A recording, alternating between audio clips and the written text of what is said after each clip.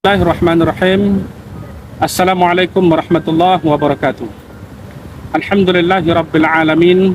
Assalatu wassalamu ala asyrafil anbiya'i wal mursalin wa ala alihi wa sahbihi ajma'in, amma ba'd. Alhamdulillah, kita syukur kepada Allah Subhanahu wa taala, salawat dan salam kepada baginda Nabi Muhammad sallallahu alaihi wasallam. Para kiai, guru-guru kami, pemirsa yang dimuliakan Allah Subhanahu wa taala. Bersyukur kita telah melewati 14 bahkan mau ke 15 Ramadan pada tahun 1444 Hijriah ini. Alhamdulillah. Sekarang kita akan pertanyakan, kita dari mana, sedang di mana, dan akan kemana, sehingga kita dapat mempersiapkan bekal, terutama pada bulan suci Ramadan ini. Harapan kita bukanlah bulan suci ini adalah bulan yang terakhir bagi kita, tetapi kita tidak tahu, mungkin saja ini adalah bulan terakhir bagi kita dan bagi teman-teman kita. Oleh karena itu, Bapak Ibu, tuan-tuan sekalian yang dimuliakan Allah Subhanahu wa taala, sekarang kita sedang di mana, mau kemana, dan akan kemana. Diibaratkan manusia yang hidup di dunia ini dibagi kepada 4 macam golongan manusia.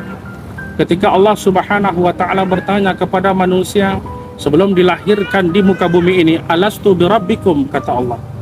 Lalu kita menjawab dengan qalu bala syahidna. Ya Tuhan, kami bersaksi bahwasanya Engkau adalah Tuhan kami.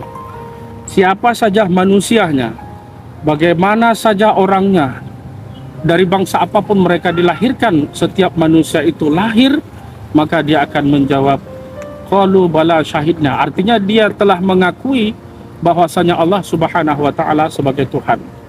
Tetapi tidak semua manusia mengaku Nabi Muhammad SAW sebagai nabi ketika mereka telah dilahirkan. Maka ada keingkaran manusia dari segi dan dari sisi pengalaman kehidupan di dunia mereka. Jadi ada 4 golongan manusia yang hidup di muka bumi ini, yang mereka ketika dilahirkan, sebelum dilahirkan tadinya mengaku Allah sebagai Tuhan, maka setelah dilahirkan mengaku Allah sebagai Tuhan, dan belum tentu Nabi Muhammad sebagai Nabi dan Rasul yang diutus oleh Allah Subhanahu wa taala. Ada 4 golongan manusia yang ketika dilahirkan mereka membawa sampan yang suci sesuai dengan sabda Nabi sallallahu alaihi wasallam. Kullu maulud yulad 'alal fitrah fa abawahu yuhawidanihi yunassiranihi aw yumajjisanihi aw kama qala.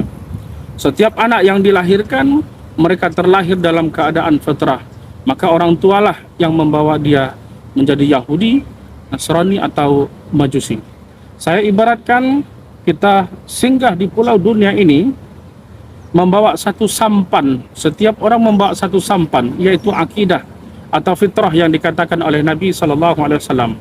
Tetapi mereka yang 4 golongan tadi berpendapat dan melakukan sampan mereka berbeda-beda. Ada golongan yang pertama adalah mereka kaum kafirin. Kaum kafirin ketika mereka berlabuh di pelabuhan yang namanya dunia, mereka langsung melepaskan akidahnya, melepaskan sampan, tali sampannya, sehingga sampan mereka hanyut entah kemana. Hiduplah mereka di dunia seakan-akan merasa hidup selama-lamanya. Mereka rasa kehidupan dunia ini akan membahagiakan mereka untuk selama-lamanya. Akhirnya ketika habis masa hidup di dunia, mereka akan kembali lagi ke dermaga. Dilihat sampan sudah tiada, dan mereka mesti menyeberangi samudra, mesti turun daripada dermaga itu untuk berlayar ke pulau selanjutnya. Akhirnya orang-orang yang kafir ini, Bapak Ibu yang dimuliakan Allah Subhanahu wa taala, mereka berlayar tanpa sampan mereka. Lalu yang kedua adalah golongan manusia yang musyrikin. Orang-orang yang musyrikin, mereka berlayar ke dunia dengan sampan, tetapi mereka menghancurkan sampannya dengan tidak mengaku Allah Subhanahu wa taala sebagai Tuhan. Lalu mereka hancurkan, sudah tidak ada gunanya lagi sampan ini. Saya sudah sampai hidup di dunia, menikmati segala macam yang ada. mendapatkan segala macam yang ada di dunia ini, dan akhirnya ketika mereka kembali melihat sampan akidah yang Allah bekalkan pada awalnya itu, mereka sudah mendapatkan sampannya koyak, hancur, kemudian juga jelek dan sebagainya. Kemudian mereka berlepaslah sampannya pada saat itu. Akhirnya mereka 10-50 meter daripada pelabuhan itu sudah tenggelam tanpa pertolongan.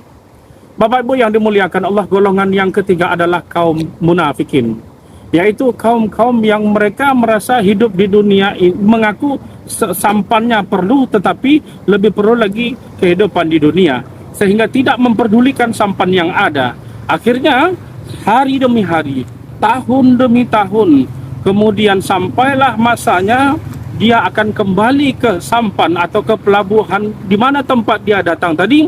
Terlihatlah sampannya itu sudah lapuk, sudah bocor, kemudian tidak ada perbekalan yang dia masukkan. Maka kaum munafik ini juga berlayar dengan tanpa perbekalan di lautan akhirat. Na'udzubillah summa na'udzubillah. Ini yang dikatakan oleh baginda Nabi sallallahu alaihi wasallam, al-mayyit bila zadin kal ghaithil mughawwatha. Orang yang mati tanpa perbekalan, maka dia seperti orang yang tenggelam tanpa ada yang menolong dan menyelamatinya.